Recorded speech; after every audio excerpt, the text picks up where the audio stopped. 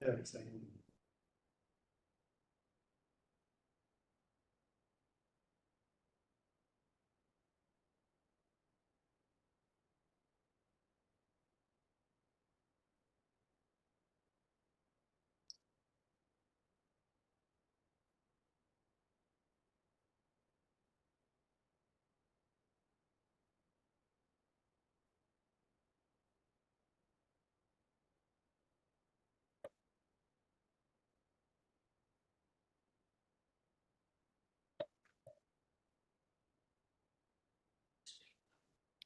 Yeah, hi.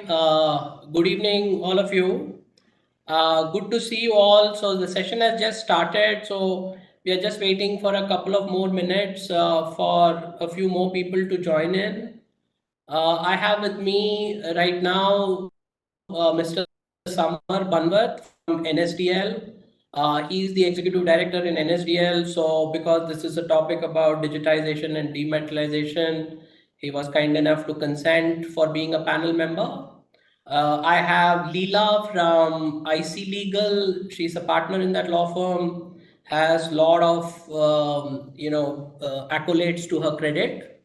And we are awaiting Vikas, who will represent the distribution side shortly to come onto this panel. But just give us a couple of minutes for all the participants who are joined. I'm very thankful to you that you've joined. I hope you find this session interesting. Just give us a minute more and then we can get started.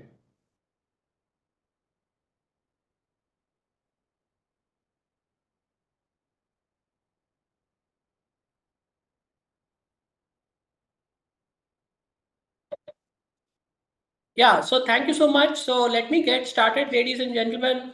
Good evening and a warm welcome to all of you. Thanks for gracing us with your presence today. I'm Ganesh. I'm the co-founder of Validus Fintech. We are an aspiring and emerging digital registrar and transfer agent. I'm both thrilled and very honored to be your guide today. We're going to embark on a journey that we hope will be far from a typical corporate snooze fest. So we will try to keep you awake as much as we can. AIFs are the cool kids of the investment world, as you know. As of June quarter, there has been an eye-popping 8.5 lakh crores of commitment money, out of which 3.5 crore is the drawdown, and they are growing at an astounding pace of 20% year on year, even faster than what mutual funds have done in the past. Naturally, you need to hold your horses because the regulatory spotlight is on now, and I guess it's all for good reasons. And that's where the plot really thickens. We estimate that about 600 of the 1100 odd AIFs would need DMAT registration here and now to keep the good times rolling. And we really got to hustle now, and that is why we are all here hustling around. We are moving from a world of paper to a world of no paper. What that really means is a transformation in finance over the last 2 decades. I don't know, I'm sure many of you will bear me out. We moved from dial up internet to 5G in the blink of an eye, right? So at Validus, we are passionately driving digital journeys for the investment management industry. Today's webinar is a testament for our commitment to knowledge sharing. That is why we are here. And we really appreciate all the participants joining in today. And we are there for innovation and customer centric digital solutions and to empower you to keep you ahead of the curve. Now, I don't want to waste more of your time. Let all of us buckle our seats because in the next 60 to 75 minutes, we are going to dive deep into the realm of DMAT and digital services, unravel the mysteries, and demystify the technology. And warm welcome to the DMAT revolution, so to speak. Now, the way we have created this panel, as you would have seen in the invite, is the way we want to administer DMAT in a very, very simple way.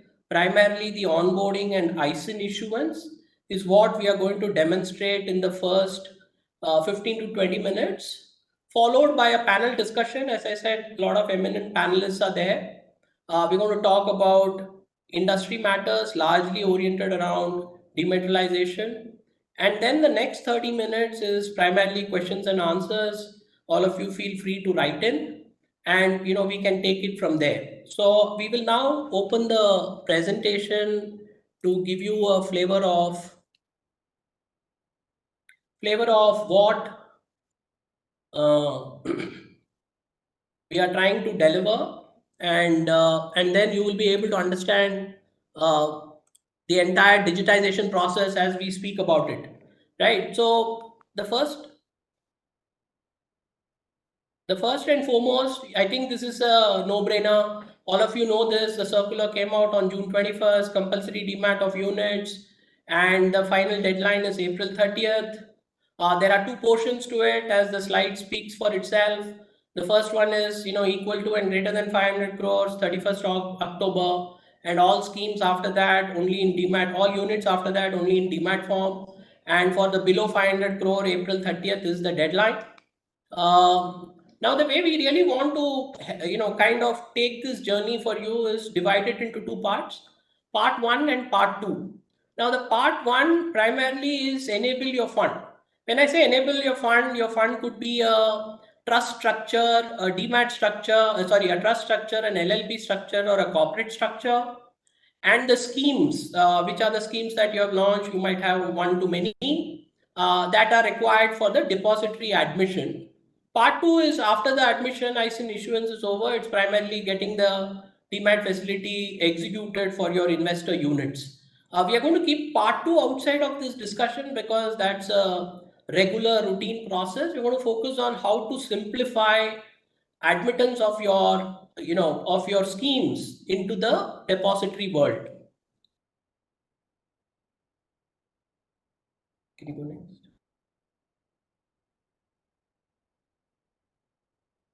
Yeah, so the good news is, while it is complex, given the digital maturity that we really want to develop for the market, we are going to demonstrate what you might find to be simple and easy to execute.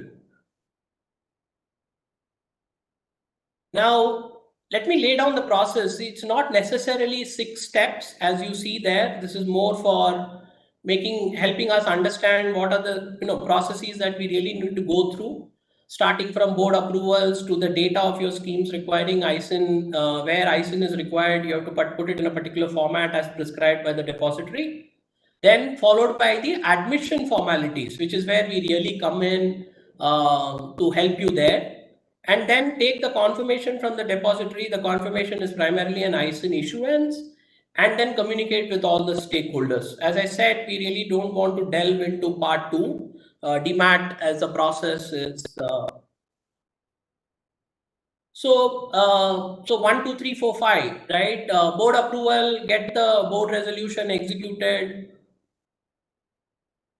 prepare the data in a soft copy format in Excel. Now we have a couple of options here, which I will talk about, is that either you all as, AIFs choose to prepare that and forward to any RTA, including ourselves, or, Validus can take all the raw data from you, put it in the Excel format, and then take the upload into the system that we have created for you. Depositories naturally need this information to create the ISIN, and please make sure that all the schemes that you're running are made available in the particular format, with the exception that schemes which are winding up by April 24, you might have some, then those need not be really admitted into the depository system. So these are the documents that you would want to keep it handy. I don't see it any different from a corporate trying to open a bank account. So it is the typical set of certified copy of incorporation, memorandum articles, certificate of registration from SEBI for your AIF, a board resolution to admit into the AIF, 2 copies of your PPMs across each scheme. When I say true copy, and when we are mentioning a true copy, it naturally means that these are self-certified. A brief company profile on the letterhead, a list of authorized signatories with the board resolution, and the network certificate. There are only third-party stuff that I really need to bother, which is to get signed by a chartered accountant.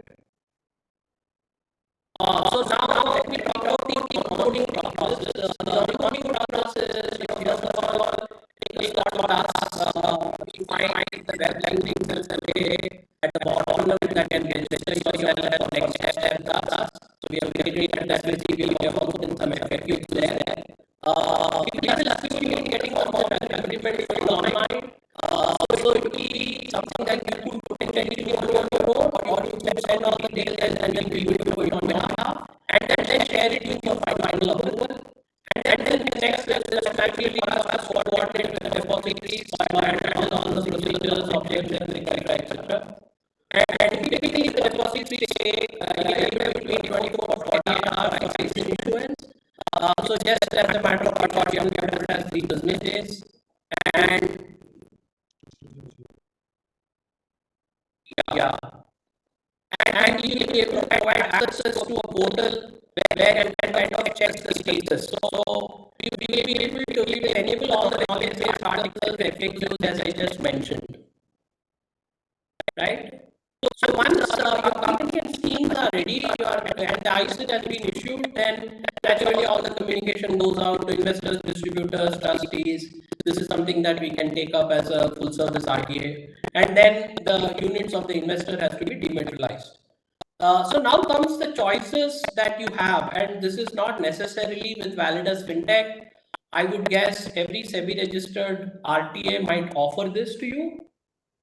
One is to choose an electronic only RTA. So we could be, or any SEBI registered RTA could be just an electronic only RTA for you, which means we only do the DMAT service, or we could be a full service RTA like what many RTAs are doing and many AIFs are doing. We could be a full service RTA.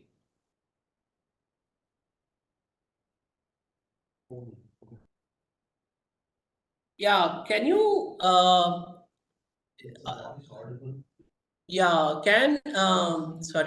can Samar confirm that the voice is audible? Yeah, loud and clear, absolutely clear. Yes, Oh. very much. Yeah, very much.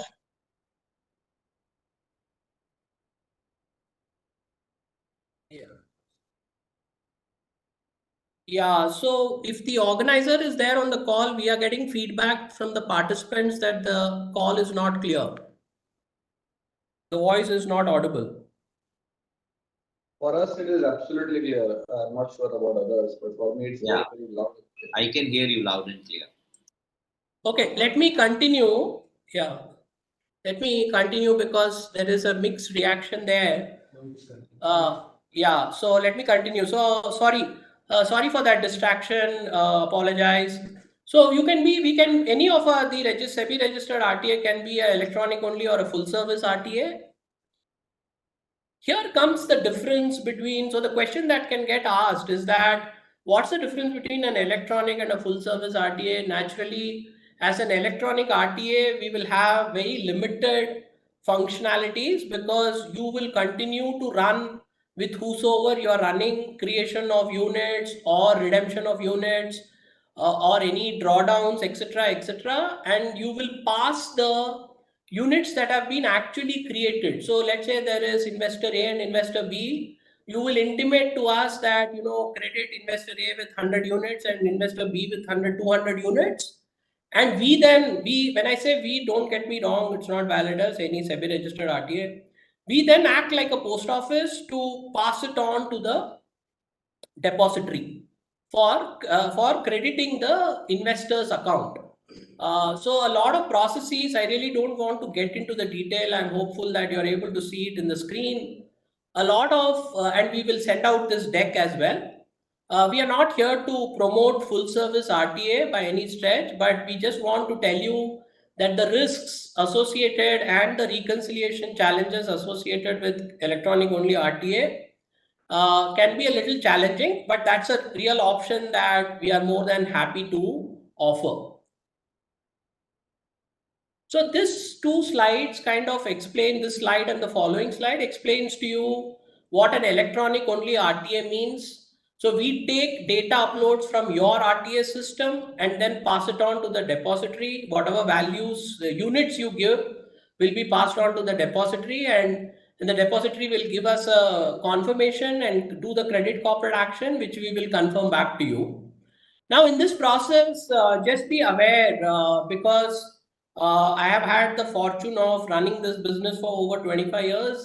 So some of the challenges that really come up is when you give the depository the PAN number, DPID and client ID, there are many chances that there could be a mismatch between what we have supplied and what the depository has on record.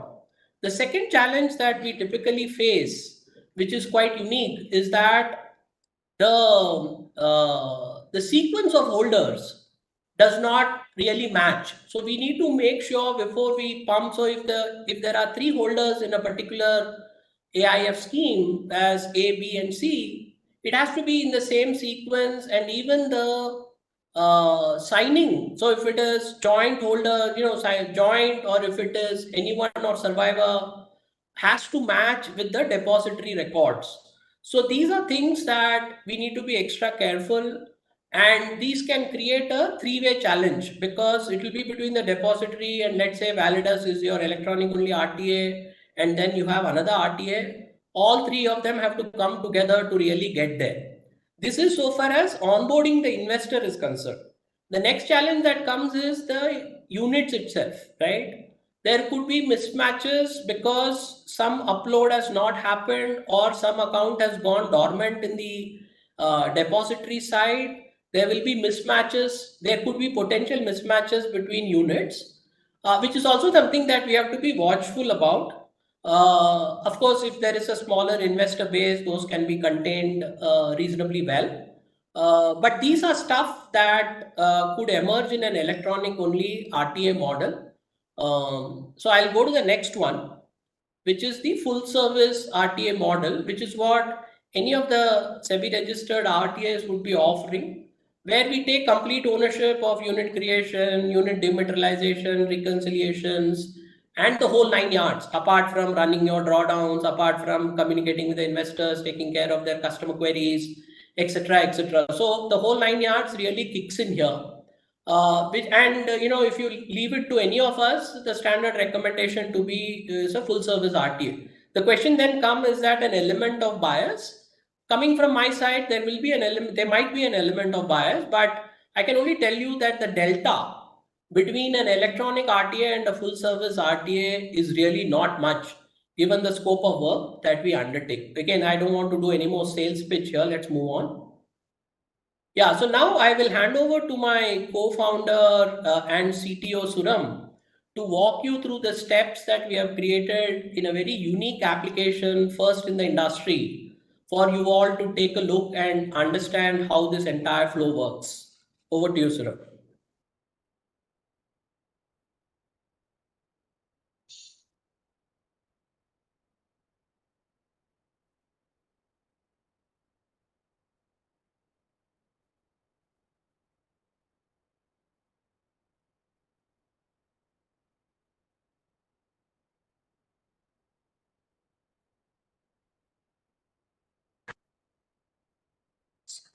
Good afternoon, everyone.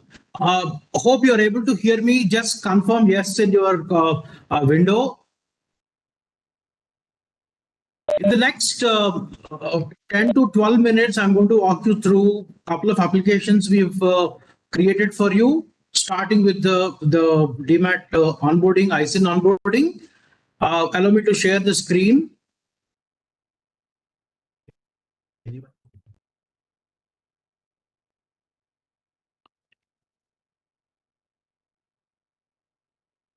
Am I audible to all of you?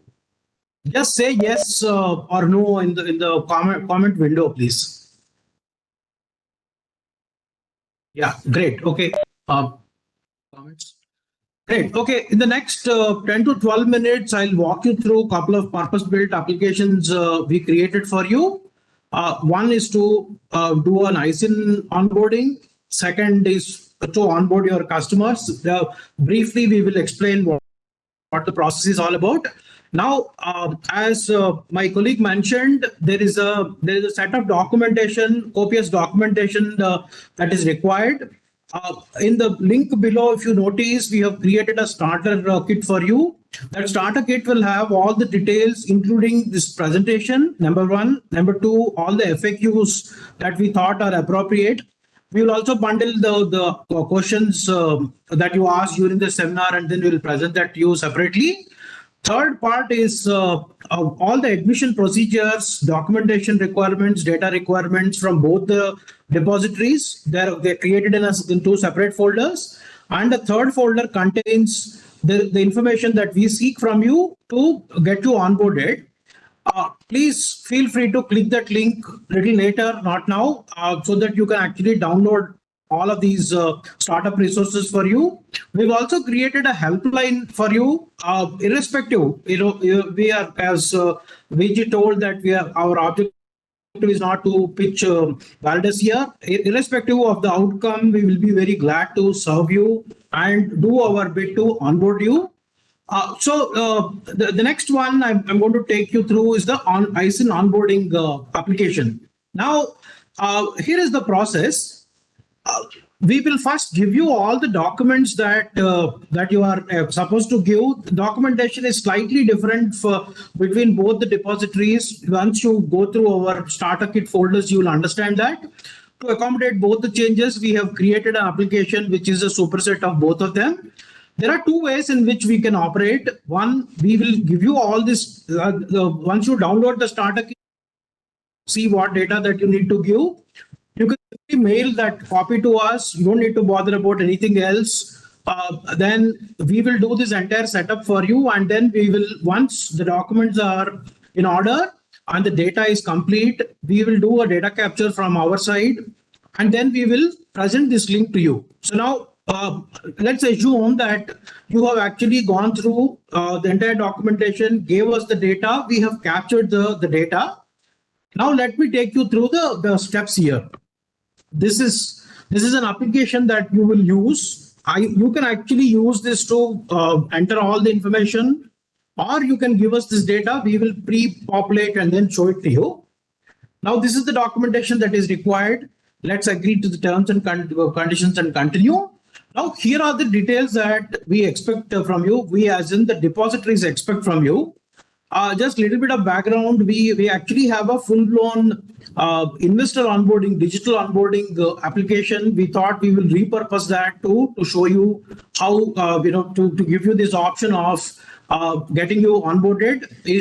This look and feel will be very similar to that of the investor onboarding. So that's the one that we repurposed here. Now we will have to enter all the organization details, starting with your company name, PAN, and all the other details. This has been pre-filled, as I've told you. Then all the schemes individually at an ISIN level, each scheme is an ISIN, each entity is an ISIN. Create those scheme details. We can add multiple funds as required. Then we need to capture the address, your communication address and the administrative address and all of those. Then we will move on to adding the trustee details here. All the trustees operating in the market will be added here. You can also suggest if there is any other trustee we missed out, we will facilitate that for you. Then once the trustee is over, these are all the requirements of depositories. So we need to actually have the information of all your board directors. We need to enter each of those details. As I've told you, once again, you can actually give us all these details as we asked you in the documentation. There are two parts to the documentation. One is the corporate documentation that you will have. Second is a worksheet that contains all the scheme information. That's pretty much that. So only the requirement that you need to have, you need to fill. The rest of the details are actually taken care by us. So we'll fill the board of directors, all the key managerial persons, your company secretary details, compliance officer details. Then we choose the RTA, which we assume and hope that it will be us. So we'll continue with this. Then comes a couple of options for you here. As VG explained, this is there are two options: either to get enrolled as a physical complete full service RTA or an electronic RTA. You can actually select one of those. We would really love to have you as a full service selection here. Then after the type of service, we will have to enter all the financial details, which we pick up from your documents that you give. Then comes the depository details. Basically, you will need to sign up with both NSDL and CDSL. This is the option that's actually left to you. Now, once you choose the depository, you will actually choose both the depositories, one RTA and whether it is physical or electronic only. All these details once you give, we are good to go, and then we need to now start the signing process. There will be a tripartite agreement between us as in RTA, you as AIF, and the depositories. So this is a process we need to repeat for each repository. Twice we need to do for all the schemes. This activity also carries the scheme onboarding fee from depositories and a very nominal fee from our side. So that payment also needs to be made. So we will take you through the signing process now. We'll give you a flavor of how this is going to look like. Now, this is the form that we have actually filled, and the entire tripartite agreement is codified here. We just have to click proceed, and then you can actually choose virtual sign, digital signature in most cases, Aadhaar e-sign, and proceed. For the purpose of simplicity, I'm showing a process with Aadhaar OTP. This site takes me to the Protean website where the Aadhaar is verified. Let me enter my Aadhaar number here. Once I enter Aadhaar, I get the OTP. Once I clear the OTP, so that part of signing from our side is over. In case you are using the same link, next a mail will come to you requesting you to take the signatures. You will complete that. And that's it. Your part is actually done. So the whole idea, if you may have noticed by now, instead of sending a whole lot of documentation in the format that depositories would require and then going back and forth with those requirements, we've actually simplified this entire process for you. There's no physical paper. When you are digitizing the data of your customers, we thought we should first digitize your process. And that's how we have created this. We sincerely hope that you will find this useful. Now, once we have signed this agreement, you will actually get a mail requesting you to sign this tripartite documents. Once the signatures are over, this will take us to the payment gateway. The payment gateway is again two-part item here. One, you will pay that to one NSDL, another to CDSL. Both, there are multiple options here. You can pay through it's just as simple as showing the QR code, or there are your online banking or multiple methods as it is available in any other payment gateway provider. All these options are available for you. Once we complete this payment, we are done. So this we will take over from this year. We will upload this in a specified format in the sites of both depositories. We will liaison with them, we will follow up with them, and once we get the confirmation from them, we will communicate back to you with each ISIN that you have onboarded here. We will then give you another starter kit, which is useful to onboard your customers. For the purpose of the discussion now, we are not focusing on that part because this is primarily aimed at onboarding the AIFs here. So the next kit, what you can expect is that once you have signed up with us, either options, whether it is electronic only and physical plus electronic, we will give you a couple of kits, and we will also request you to download a mobile app which will have all these details and the next steps, plus the access to helpline numbers. Number two, another mobile app for your investors where they can give the DMAT request, look at the various items, whether it is a transaction slip, DIS, or account statement, any of those. Let me spend another couple of minutes to show you what those applications look like. So just to recap, we have actually given you the starter kit that you can download. You can also, using that link, express your interest for a next demo, which will be useful for you to get a full walkthrough of this whole this thing. Then we will get the data from you. We will codify this entire information, put this in this format that you are showing right now. we will request you to come on a online session like this, and then we will do this agreement signing ceremony. So that completes the ISIN onboarding. Now let me move on to the next process. I'd like to show you a couple of apps that we intend to give you. These are full-blown apps, both for your investors and for your own purpose. Let me show what we have an offer for you.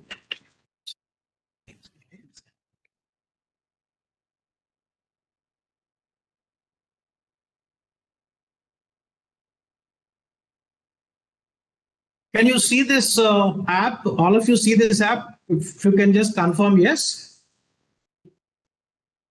Yeah. Great. Okay. This is an app that you will get where you can actually see all details of the transactions that are happening through the DMAT, any other transactions that get registered here. This actually covers both the scenarios, electronic only and electronic plus full service model. So many of the items that you see here are contextual for a full service model. Let me skip this part. Let me show you the critical items that you will need while you get onboarded. Let me take you to the Cloud Vault here. Cloud Vault is a place where all the documents are stored. Let me show you how the investor documents look like. Like the investor apps, investor documents, you can also retrieve all the documents that you have. You can retrieve the documents that your distributors have given. There are a lot of any document that you can think of this is a single place where it is stored. Let us see what the documentation that you have for the investor. So you have is a PAN card, PPM document, then the investor photo, address proof, all of these details. Just like you see this in a music cover flow, all of these will flow through. You can click on any of these and then open the documents. In this context, we are talking about is DMAT registration activities, DMAT statements, and other details. Likewise, there are multiple items that you can see through this Cloud Vault. Now we have a couple of other goodies also. We request you to actually set up a half-an-hour slot with us so that we can actually walk you through each of these interesting features, starting from the performance observation deck. We've created a compliance calendar for you. This is a place where you will get the entire information in a click of button of all the schemes that you have onboarded with us. What is the commitment raised? What are the funds collected, investments made? It goes to the itself has a depth of about 7 or 8 drill downs. So there are multiple features like this. We have also created a lot of calendars for you, starting with the compliance calendar. Each of these facilities will give you a lot of freedom, freedom from the anxiety that you may have from a service provider. It can be any service provider. Our objective here is to kind of aggregate all the complexities, simplify it for you, and then to give you the solution in a click of a button using this mobile. So this is the mobile that we have an offering for you. This is the part of the starter kit that you will get. That's a part 2 after you have onboarded with us. Then the next one is for the investors. Let me quickly spend another minute to show you how the investor app looks like. Now, as and when you onboard, once the customer is ready to be onboarded, you will give this app.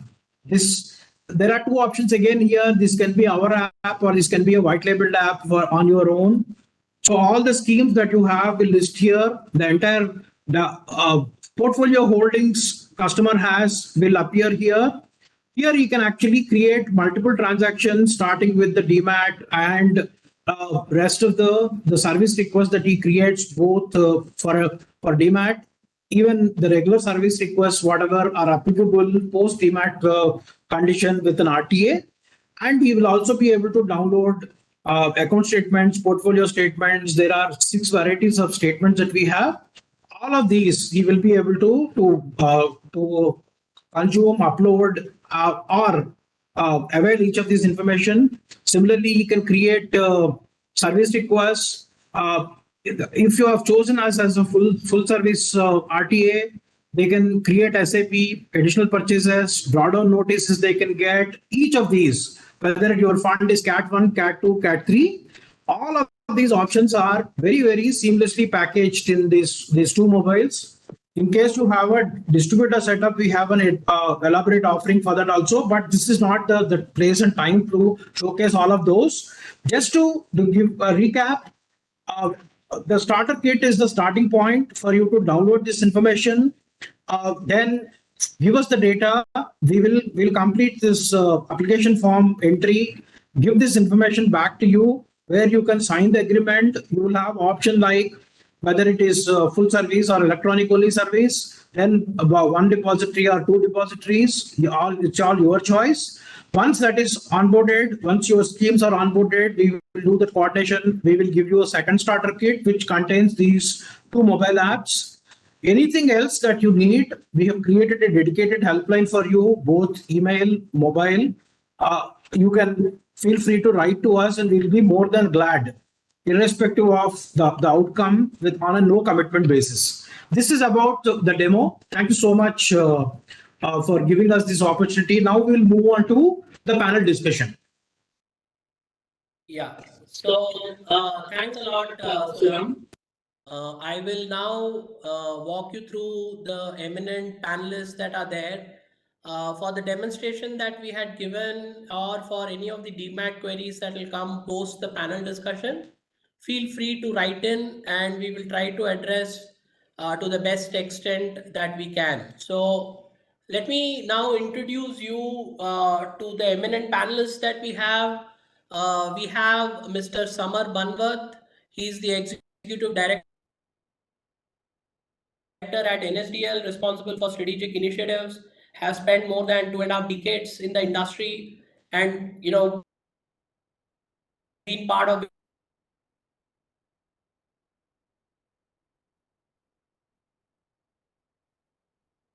Speaker. By qualification, he's a chartered cost and a CISA member. So welcome, Samar. Let me move on to Leela. Leela is partner at IC Legal,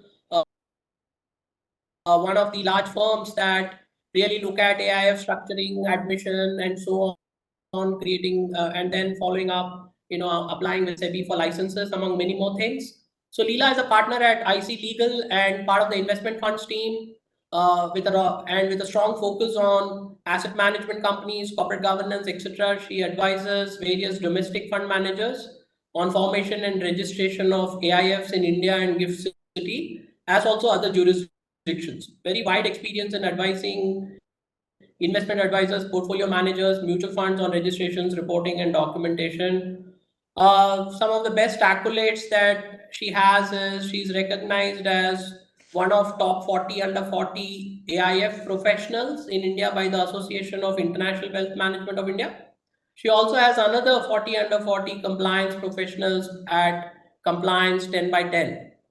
Let me move on to Vikas Agarwal. He brings in the distribution angle and a whole lot of experience in actually selling AIFs in the marketplace. He's the founder and CEO of AIF PMS Experts. Vikas is holding an MBA in finance and extensive investment training capabilities with over 20 years in the asset management industry. He is renowned for his financial education programs delivered through podcasts, YouTube, and blogs, and so on. He's interviewed top equity experts in India, sharing their insights with AIF and PMS clients. Vikas also hosts Ask the Expert, providing expert opinions and forecasts. He's also a guest speaker on Z Business, so he brings a wealth of experience to the table. Thank you all panelists for coming on board and joining us today. So I would start off with a few questions to kind of get going. So let me start with Samar. To begin with, Samar, how do you see compulsory DMAT benefiting the AIF industry? Yeah. So thank you for the question. So let me start off with Samar, can you hear me? Yeah, I can hear you loud and clear. Hope you can hear me. Yeah, we can hear you. We can hear you. Yeah, we can hear you. See, India is growing at a GDP growth rate of 7 to 8% over the last couple of years. The AIF industry is going at a stupendous rate of 30% annual growth rate in FY23. So this is really significant, and AIF regulations, I remember very well when it was first made, we were discussing the same regulations with SEBI. It was just very nascent and just started. And already we are at almost a commitment of 8.34 lakh crore in March, and now a little more than that. So this is this is one business which is growing at a very healthy rate, and this is 30% is an aggregate growth rate. So I don't know who are there on the panel, who are there who are actually listening, and each one of them there could be 2x 3x growth for some of them. So this is certainly an industry which is growing at a very great rate. And the discussion about DMAT of AIF units, of course it started now, but in fact when the regulations came in for the first time, that was a time when the discussion really started, and SEBI was at that time thinking whether AIF DMAT should be done from day one or should not be done.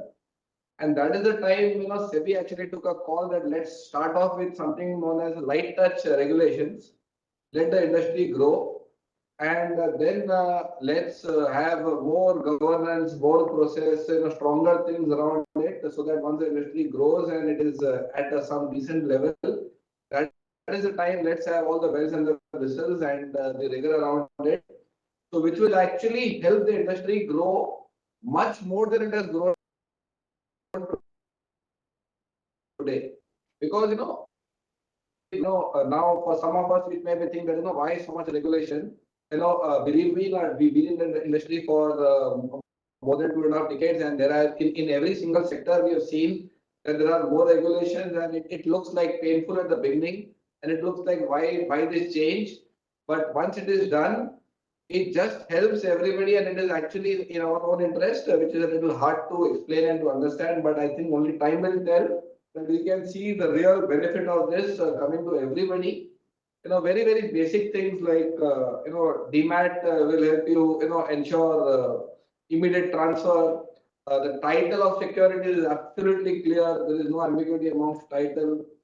In the same investment where the investor is already, because typically only HNIs will invest in this. It's not really available to the retail. It's available only to HNIs and ultra HNIs. And this class of investor already has a DMAT account with NSDL somewhere without any question. You look at any investor and he will certainly have a DMAT account. The possibility of him not having a DMAT account is quite remote. But even if it is there, you can always open a new DMAT account. It's very easy. But he already has all his assets in DMAT. But this is AI which he's not able to see in his cash. And then he says, why not this? And this is something which your investors are asking. So it's best to give to investors what they need because finally they are your investors. So I think I'll stop here and then we'll wait for more questions. Yeah, so thank you, Samar. That's good insights. As you rightly said, short-term pains for long-term benefits. Leela, from a legal and regulatory perspective, how do you see implementation of dematerialization proceeding? You have so many AIF minds, yeah. Thanks, Ganesh, for this question. And Samar, you laid down the context very well, that when we started with the AIF regulation, it was always thought to be a light touch. In fact, if you see, there's just one line which is mentioned in the regulation which said closed-ended schemes could get listed. While it was always a dream of the time that we could see how could closed-ended schemes get listed, but now with the DMAT, I think in the next 5 years, you can see AIFs getting listed. If you look at the market context, I think we are slightly late. If you see mutual funds, insurance policies, everything, most of these asset classes are in DMAT form. We are slightly late, and any new change obviously will cause pain for sure. But there are certain teething issues which I think which SEBI left it across because the industry grew at a particular speed. There were a lot of enablement done by the regulations, for example, like joint contributors. So you have a combination of people who are not like and who have invested together. So I think for these clarifications, SEBI should come out. They should give some time. Like there are certain exemptions which they should lay down for foreign investors specifically, because opening a PAN and getting a PAN is like really, it gets onto their heart. But now we are asking them to have a DMAT account. But other than that, I think it's pretty going seamlessly. I see most of our clients actually opening up and actually confirming that it's been a pretty seamless process. They have not been complaining about the process at all.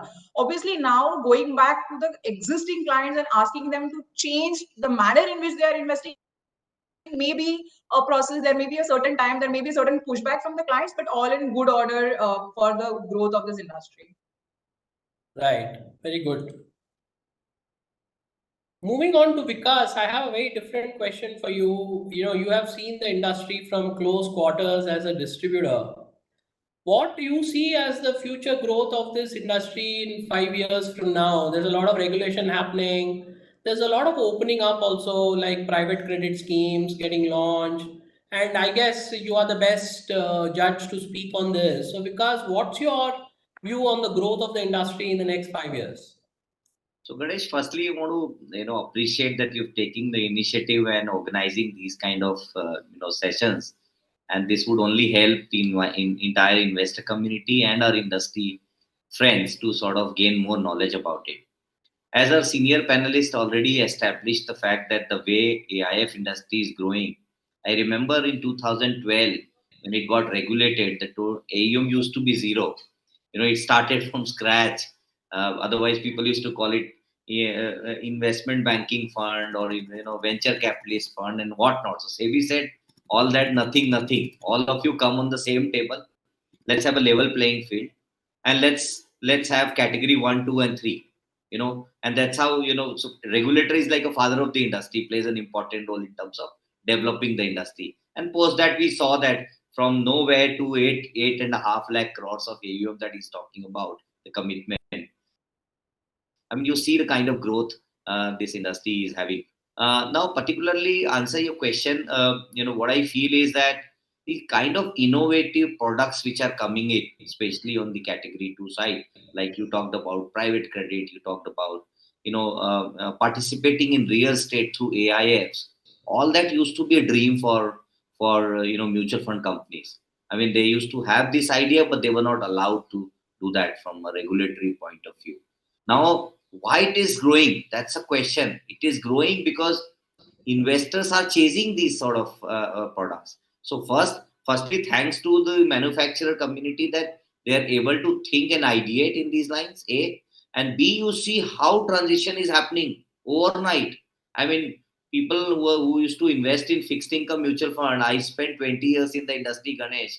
I never seen fixed income yielding more than 8%. And when you come on the other side of the table in AIF, you see they are offering a 13-14% on the fixed income side. I mean, investor to khoj ke isme paisa dalega. So industry will grow for sure. And it is just a beginning. The kind of innovation which is likely to come in terms of product development, at least I am very bullish about it. I think you hit it head on, because if I were to invest directly with the realtor who's developing a property, I will think twice because of the challenges in creating commercial and residential spaces. But if I were to do it through an AIF route, I would still be more than happy to do it, because then there is more cloud, collective power, etc., and then you get the yields that you really want, although you take a little bit more risk. So these are sectors which were never addressed, and I guess through the AIF process they will get addressed. So let me move on. I would rather go back to Samar. Do you see any bottleneck, Samar, in the initial adoption? For example, we discussed earlier about, do we want to do the corporate action route so that all of them get admitted? Or we want to go to the DMAT request route, so one by one DRN comes in. So, how do you see the bottleneck? First of all, where do you see the bottlenecks? And second, how do you see these getting addressed? See, let me go back to the experience which we have had in the industry for last 2.5 decades. there has been significant changes in the markets, not only for AIF but for anything and everything which we have done. It's always been some significant reform, and whenever there is a reform, for example, let's take this T1. Okay, we were on T+2 and we shifted to T+1 settlement. So when we shifted from T+2 to T+1. There was a furor, the entire market was saying, nahi, nahi, ye nahi hoga. This is very difficult, especially institutional investors, they were not interested, nahi, nahi, this is not going to happen, this is a lot more. In fact, we have the few countries in the world who have actually achieved T+1. And as we speak, and as we have actually delivered on T+1, all of us know we are talking of T0 instant settlement. And people are also talking about 1 hour settlement. Yes, exactly. Settlement, that's what we are talking about. And that is something which is not only empty talk. So that's more important. It's not empty talk, and there is a lot of things happening in the background, which of course I cannot discuss at this stage. But this is something which is all expected. So what I'm saying is, I'm not at all hinting even for a moment that there is no bottleneck. Okay.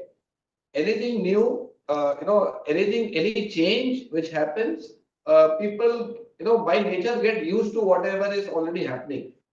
And any change is some work, some effort, something has to be done which was not done earlier. And some work is required. So that obviously will create some issues. And I don't see, as we've been speaking to a lot of AIF people also, I don't see any significant challenges or bottlenecks. But of course, there will be teaching issues, and one of the key purposes of this seminar is to really understand what these are and try and find solutions together so that we can address those issues as we come along the issues. Very good. Yeah, thank you. Thanks for that. Leela, the compliance regime is evolving. Every other day we see some news article or the other regarding regulations coming up for AIF and some regulations getting executed and so on. So moving forward, how do you see these changes and how you think they will benefit the industry? Thanks, Ganesh, for this. Let me slightly go back to where we started with. We started from zero, and Vikas just mentioned a number called 8 lakh crores. This has been a journey, just a decade-year-old industry. Look, I think we are already competing with the mutual fund industry in terms when it comes to AUM. In the next 5 years, we'll be actually touching where actually mutual fund took from 96 till 2023.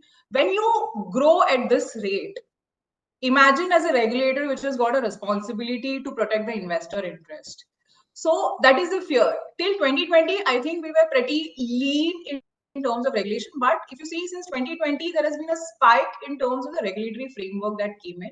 Because that's the time when there was COVID, from 2021 onwards, then slowly, steadily, the market started slowing down. Then there was COVID. There was a rise in the inspections that SEBI did.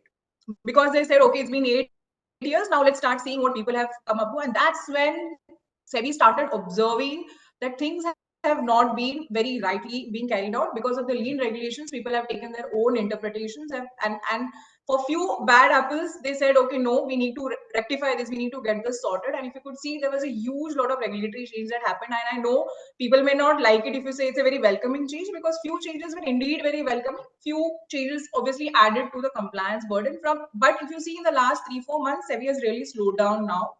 They're waiting and watching. If you see, there is going to be a rejig of the entire APAC committee, which is like an advisory council to SEBI for advising on the policies. So 20 new members have got inducted into APAC, which is a fresh new thought process about how, because what has come into it, SEBI can't redo it. But there can be certain leniency which you can see over a period of time. What we have been hearing from the smaller working committees that we work on is they're relooking at the accreditation status, so that's easier for people to get onboarded, faster for people to get onboarded. They're looking at reducing the compliance burden.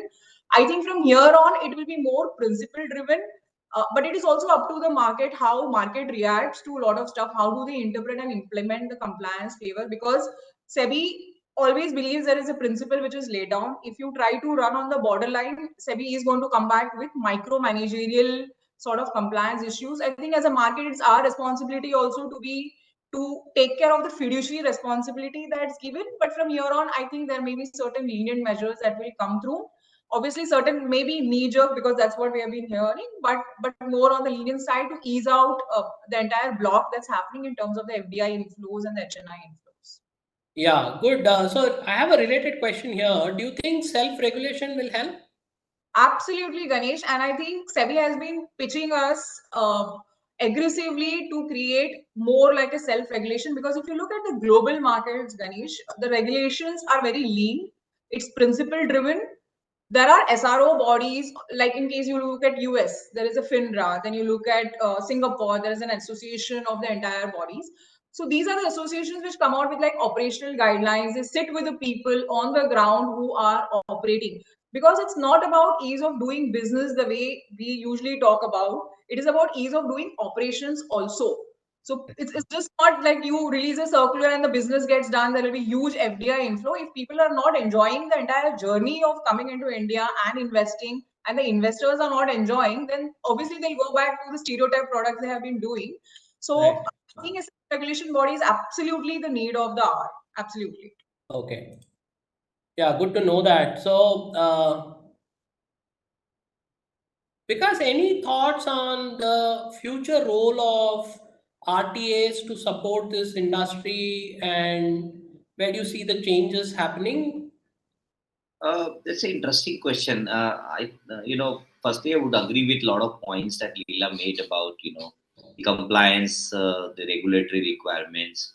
Unless it is really, I would say, organized, or, it is not, I mean, you don't have a framework, obviously it can't grow. I remember, I don't know, some of you might be aware about this fact and some of you may not. Let me tell you, PMS industry, PMS licensing and all that got regulated in 1993, whereas mutual fund got regulated in 1996.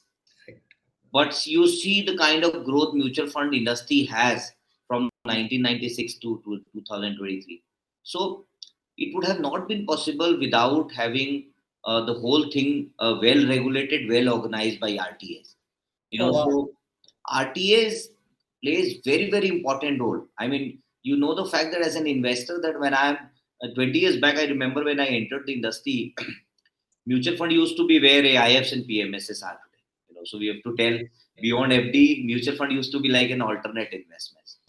And for people to judge those days, RTA played a very, very important role in terms of one, opening up their offices in various cities, be giving them clear-cut confidence that we are there to serve you at our ISC level or ISD level. We are there.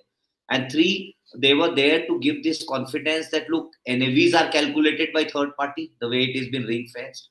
You will be provided the statement of account. NAV will be declared on a daily basis.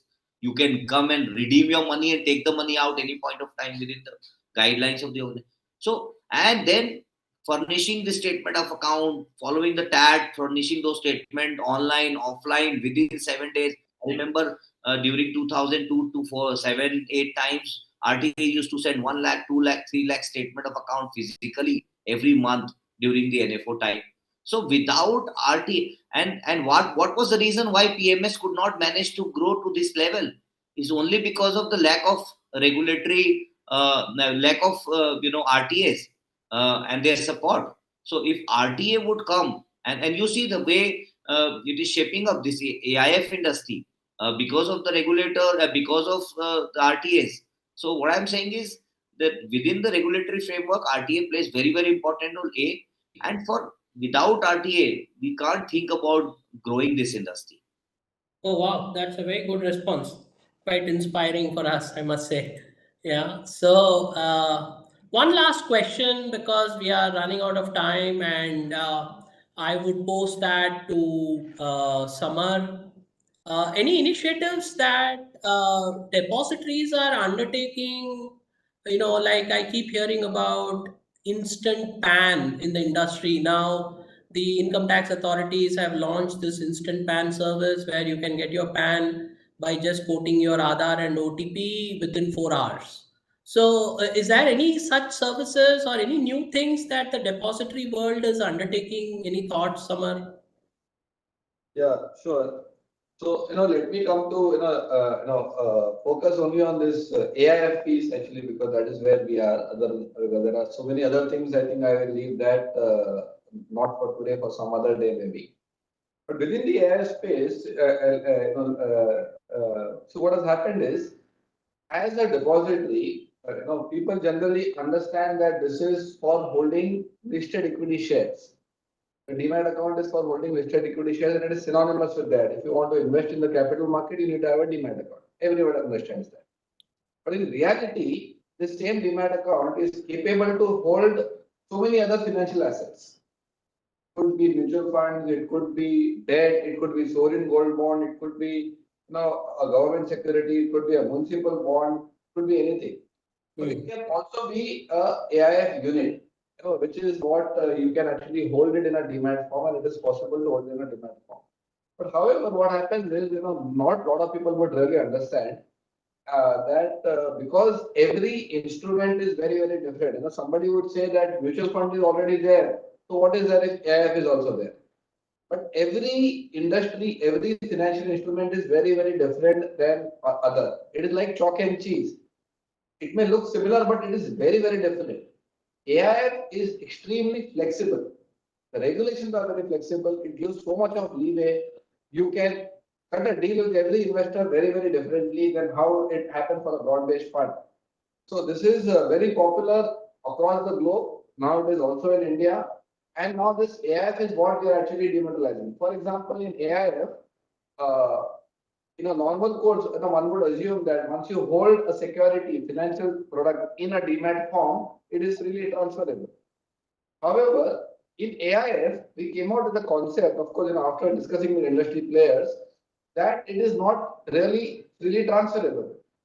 It is, of course, transferable, not that there is no exit. Exit is, of course, available, but the exit is available with the consent of the issuer. Correct. So, if you want to give that ability, you need to design your system to suit the requirements of the financial instrument. True. That is exactly what we are embarked upon to really do this, and we are making this significant change in our systems so that a simplified journey for restricted transfer is made available to all investors and issuers, so that everything is digital end-to-end without any paper anywhere. So that is what we are at the moment working on. It will happen very soon. So we already have a deadline. Then the other thing which we are doing for the entire AIF industry is the entire journey of joining the depository. Of course, because typically, what we understand is most of the investors in the AIFs are HNIs, and HNIs by default will have a DMAT account with NSDL. And that is why they will all join NSDL first. That will be required, or maybe only NSDL. That's, of course, completely choice of the AIF. But once they join NSDL, which in any case they will naturally join, we wanted to make this entire journey of onboarding extremely easy and simple. So that is what we are embarked on, and we have already built a journey just like what you have done, which of course we can integrate our systems. And so that the issuer onboarding becomes extremely simplified and easy, and our verification process also becomes fast and quick. And that is what we have done, including for ISIN generation as well. So this is what we have done for the AIF industry, and this is what is a continuous journey, and we will learn as we go forward. Right.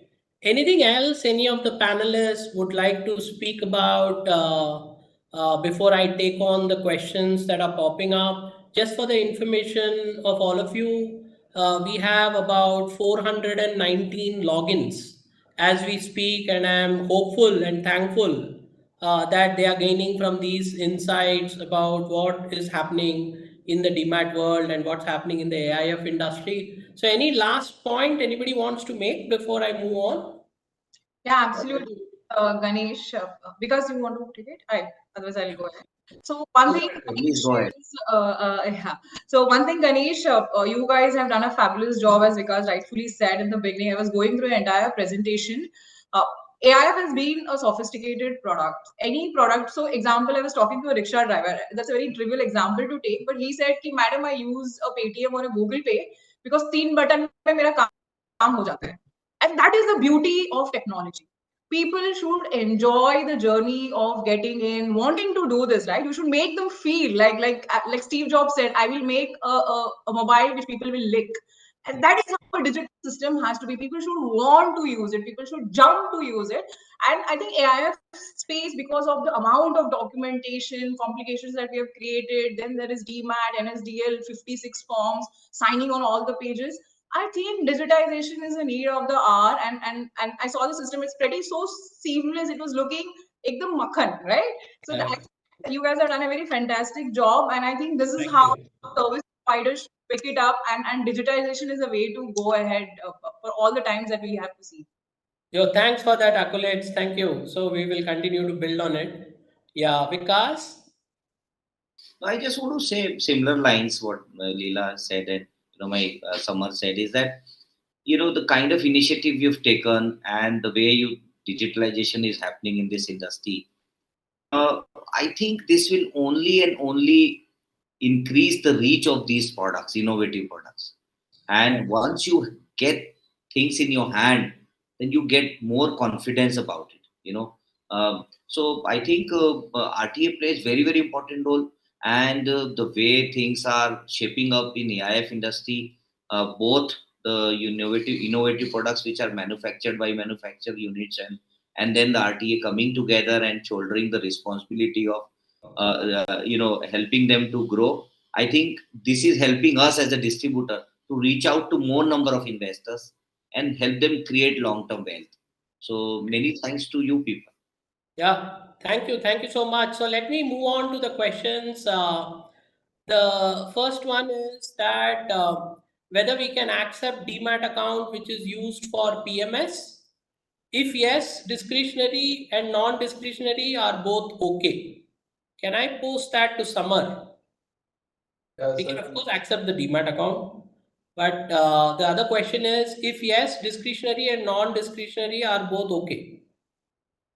See, I tell you, what happens is, per se, from a depository perspective, a DMAT account is a DMAT. There is nothing different about whether it is PMS, non-PMS, it doesn't matter. It is insignificant. It makes no difference. From a depository perspective, the same DMAT account is capable to hold all assets. It doesn't matter. But what actually happens in practice and reality, when it is a PMS account, typically a PMS is required to appoint a custodian if the asset size is more than 500 crore. And these DMAT accounts which are held by the custodian is maintained by the custodian specifically for the PMS provider. Right. And that is why these are typically they don't really mix this DMAT account and the other DMAT account. But per se from an NSDL side, we have no problem, but I don't think so that is likely work in practice.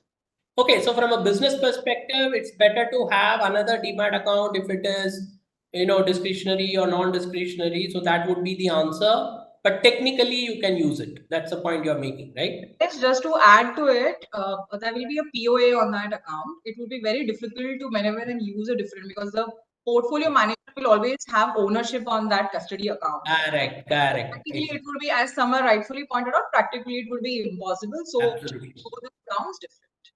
Yeah, let me move on to the next question. I think this is a very relevant question which has come up again. Is the ISIN to be created at for example, if it's a Cat 3 open-ended, at the scheme level, or the ISIN has to be created at the class, scheme, series level? Samar? See, what happens is, under the Depositories Act, the securities which are held in a depository are fungible. Fungible simply means interchangeable. It simply means that once, it's like, if I hold security in a specific DMAT account, and if I transfer it to somebody else, it is exactly the same. There is absolutely no difference between the two. So if there is any difference between two units, then it necessarily has to have a separate ISIN. Because if you mix the two, like I have a half glass of water, I put one more water in that, and then you tell me that now you separate it later on. So once you put it together, it is impossible to separate later on. You cannot ever separate. So it is extremely important that when you actually ask for the ISINs, you be very clear that these are all separate and nothing is mixed. Right. And just So, with this, Ganesh, for example, let's dissect into three portions. There is a class, there is a subclass, and there is a series. People issue class because there are commercial differentiations like A1, A2, A3. Then there are subclasses where there can be exit, different managerial fees, and then there is series. So as rightfully Samar pointed out, it should be ideally created at a series level because your series level performances are getting calculated from a series. There may be a corporate action that you may do with respect to distributions. So while there is no clarity and we have written to SEBI asking for a clarity how to go about it, because if people are issuing series only for the limited purpose of tracking performances, it can be, the ISIN can be taken at a class level. But there is no, if there's no response to it because this is very operational in nature, so we leave it to the discretion of the manager. Class and subclass, yes, you have to take it. Series level, if it is only a month-end issuance, you can choose to take it under class, but ideally you should take it at series level also. right. Very good answer by both of you. Thanks so much for giving the clarity to the audience. There's a question which is back to us at Validus, which is a question that will this software help in DMAT of gift city AIF units? The answer is a big yes, but we need to register ourselves in gift city for rendering the service because that is the regulation there. Which will take us a little bit of a while, but maybe we can take that online. Yes, this will work because the flow is the same and the products are largely the same. So that would be my answer for that question. The next one is that after an ISIN is issued to, yeah. I would like to add, they should not take too much time. That depository is also managed by us only. So it's exactly the same system. So it should be very easy. So I can get you in touch with those people. Right, great, good response, good add-on response. The next question is post ISIN to get the units in the DMAT account, would the investor approach his DP and make a DMAT request? So what is the procedure is what is being asked. Samar, you want to take that?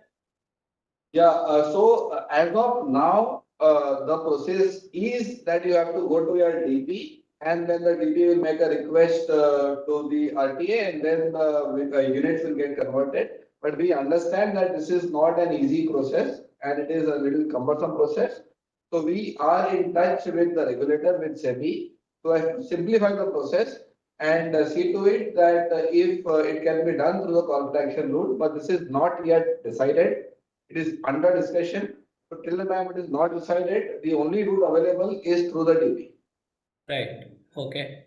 There is another question which I think I did make a mention, but I'll call out that question. You know, if somebody is holding a joint holding of units in AIF and the DMAT account is single, can that be utilized? I think the answer is a big no. Yep. Right. So let's move on. So it has to match. So I think one more question, in an angel fund, do we need to create separate schemes for each investment in the startup? Do we need to take separate ISIN for each scheme? I think the answer is yes. I think that's what Leela and Samar clarified. Yeah. Correct. So let's move on. Understand from the banks that a bank account is compulsory to open a DMAT account.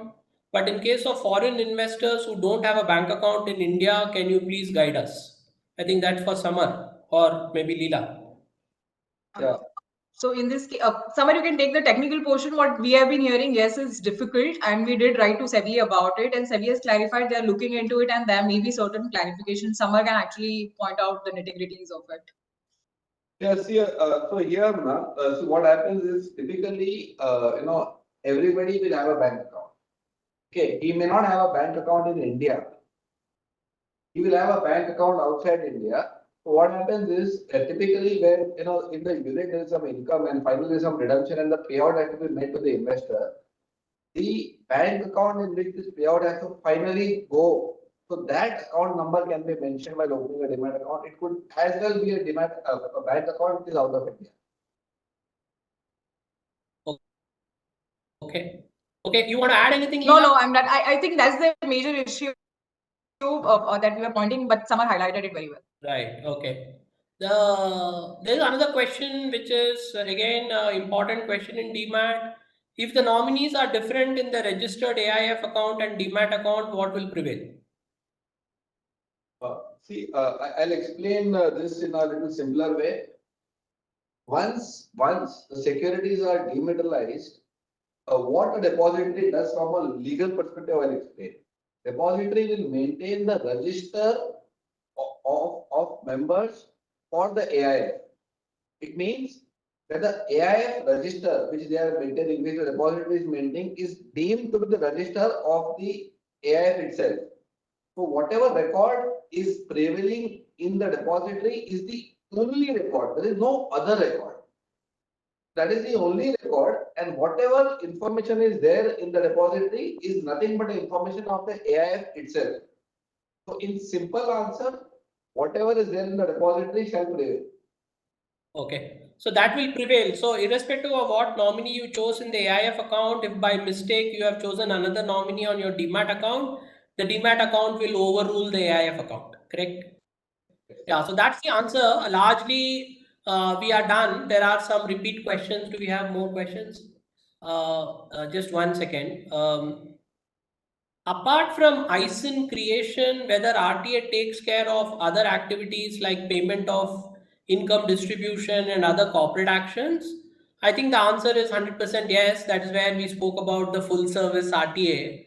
So that's quite obvious that the RTA will undertake all those functions. Just 1 second, I'm looking at the questions, just hold on.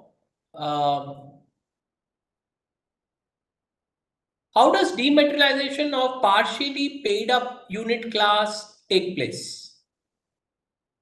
Well, answer is separate ISIN. Sorry? A separate ISIN will be allocated. Yes. Okay. Party beta will have a separate ISIN, fully beta will have a separate ISIN. And that is why it will be easy, very simple and easy to identify what is party beta. And that is how it can easily be.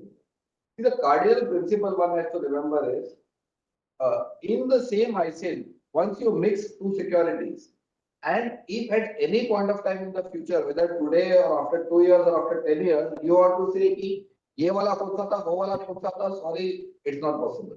So it's best to be prudent and to have separate ISINs at the beginning rather than ask for it later. Okay, very good advice.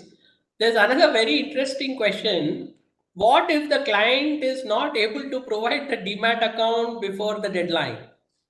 Because you need to do a lot of remediation, go after thousands of investors, maybe tens of thousands of investors, and say all of that has to happen by October 31st. So, and some of them genuinely have not given their details to the AIF. What would the AIF do? Okay, so what I would really recommend is it's a little early to ask this question ki kya hoga, because what will happen that only time will tell. But let's address as to what can be done now. And what can be done now is clear outreach program to your own investors and make it easy for them to do dematerialization. For example, I'll give a simple example. We have a service by which if based on a PAN number given to us by the AIF and the consent of the customer on that PAN number, we will easily be able to provide the DMAT account number. Okay. You have DMAT account number which could be across any DP, and you can have 1, 2, 3, 4, 5 DPs, and the DP where the DMAT account number is there, we can easily provide as an output with the customer consent. So, so if anybody is trying to build any journey, customer journey to onboard or anything, so this is something which will be very useful to them. And we have a host of APIs which can really help the, as Leela was saying, today we are in the age of Swiggy. So if you give any kind of a service which is, the age-old physical service, it will not work. So we have to give an experience to the customers which they will like, and they are able to really use that service to convert them very easily and quickly. Right. Finding the DMAT account number. Yeah. As rightfully said, Ganesh, while Samar just touched upon the technical, if you look at the legal context of it, the way the AIF documents have been worded, There is nothing, it's a regulatory requirement. We are just waiting for the regulators to pass on some extension. We just hope we have some breather over there. But if not, what is the course of action that you can take is something which you can't tell till the time the 31st deadline reaches, whether you are asked by the regulator to freeze the folio or you are asked that no further corporate actions to be done, which is subscription or redemption. That's a wait and watch. While I understand that if you put in a reprimanding situation, you may see a lot of outflows happening from the fund, which we do not want to happen, and we just hope that this industry grows.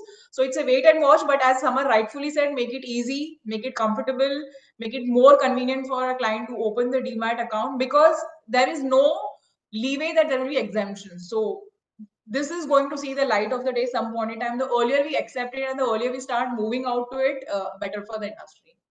Right, very good. I think all these instant services would help quickly remediate and get the accounts opened.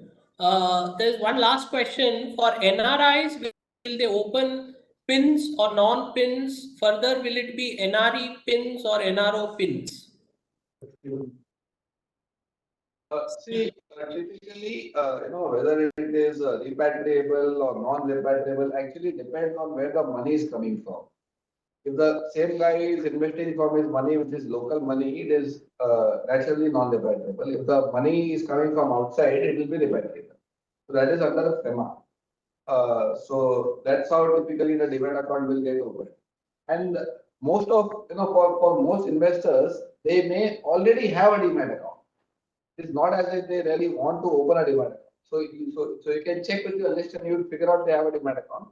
And if they don't have a DMAT account, it is easy to open a DMAT account. It's very easy and it's very online and can be opened. Okay. Is it mandatory to change bank in DMAT if the client wants to change his AIF bank details? I think the answer is yes, right?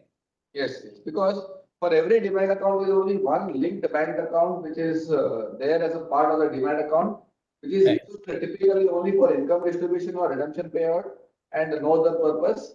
So the same account will get used for irrespective of what type of asset is holding. Right. Okay. So we are largely done with the questions and thanks for asking all the details. So there were some reviews which came in that people are not able to download from the link. I guess that has got addressed. Yeah. So there is a link below that you can click and download and write into us. So thank you so much. I'm not able to see any further questions. One or two were duplicate. So I chose to ignore, and I'm really happy that 400 plus people have actively participated in this seminar, and I'm thankful to each one of you for participating, and I hope you had a great learning. So with this, I would like to thank Samar, Leela, Vikas for all their active contributions. It was immensely helpful, and thanks for joining in with Validus in making this seminar a success. Thank you so much. Thank you. Thank you.